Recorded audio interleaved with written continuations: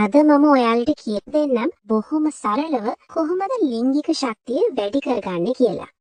පළවෙනි දේ තමයි ලී ගමනාගමනය. අපේ ඇඟ හරියට කුඹුරක් හරහා යන වතුර පාරක් වගේ. වතුර හරියට ගලාගෙන ගියොත් විතරයි කුඹුර සරු වෙන්නේ. අපේ ශරීරයේ රුධිරය හොඳින් ගමන් කරනවා නම් විතරයි ලිංගික ශක්තිය උපරිම වෙන්නේ. විශේෂයෙන්ම කාන්තාවන්ගේ සංවේදීතාවය වැඩි වෙන්නත් පිරිමින්ගේ ශක්තියටත් මේක අනිවාර්යයි. දවසට විනාඩි 20ක්වත් වේගයෙන් ඇවිදින්න. ඒකෙන් ඔයාගේ ඇඟට අලුත් පණක් ලැබෙනවා. ඊළඟ එක තමයි කෑම. වාහනයකට බාල තෙල් ගැහුවොත් එන්ජින් එක සවුත්තු වෙනවා. ඒ නිසා සුපර් පෙට්‍රල් වගේ කෑම ಜಾති ටිකක් ඔයාගේ එදිනෙදා ජීවිතයට එකතු කරගන්න. සුදු ලුණු සහ ලුණු මේවා අපේ නහරවල තියෙන අවහිරතා ඉවත් කරන්න උදව් වෙනවා. පලා වර්ග සහ රටකජු, ගොටුකොළ, මුකුණු වෙන්න වැඩි පලා වර්ග ශක්තිය ලබා දෙන පවර් හවුස් වගේ. තවත් ලිංගික ශක්තියට හොඳම ආහාරයක් තමයි ඔයිස්ටර්ස්. සිංහලෙන් කියන්නේ කාවටි කියලා. මේවා ගැන ලෝකයේ පුරාම ලොකු කතාවක් තියෙනවා.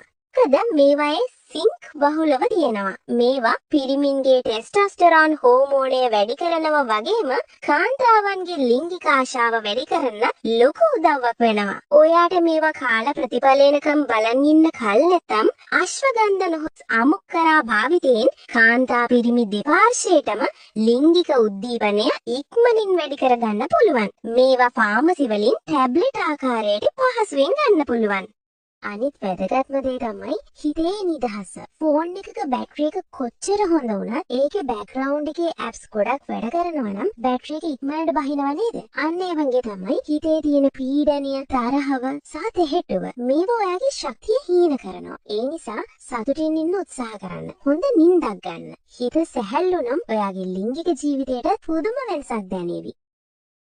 අවසාන වශයෙන් දුම්වැටි සහ මත්පැන්. මේවා හරියට යකඩයකට කන මලකඩ වගේ. මේවා නිසා අපේ ශරීරයේ සියුම් නහර විනාශ වෙනවා. ඒ නිසා ඔයාට ඇත්තටම වෙනසක් ඕනේ නම් මේ වගේ පුරුදු වලින් ඈත් වෙන්න. මේ දේවල් කරන්න ඔයාට ලොකු සල්ලියක් යන්නේ නැහැ. ඕනේ කරන්නේ උනන්දුව විතරයි. මේ වීඩියෝ එක වැදගත් කියලා හිතනවා නම් ඔයාගේ ආදරණීයයන් එක්ක ෂෙයා කරන්න.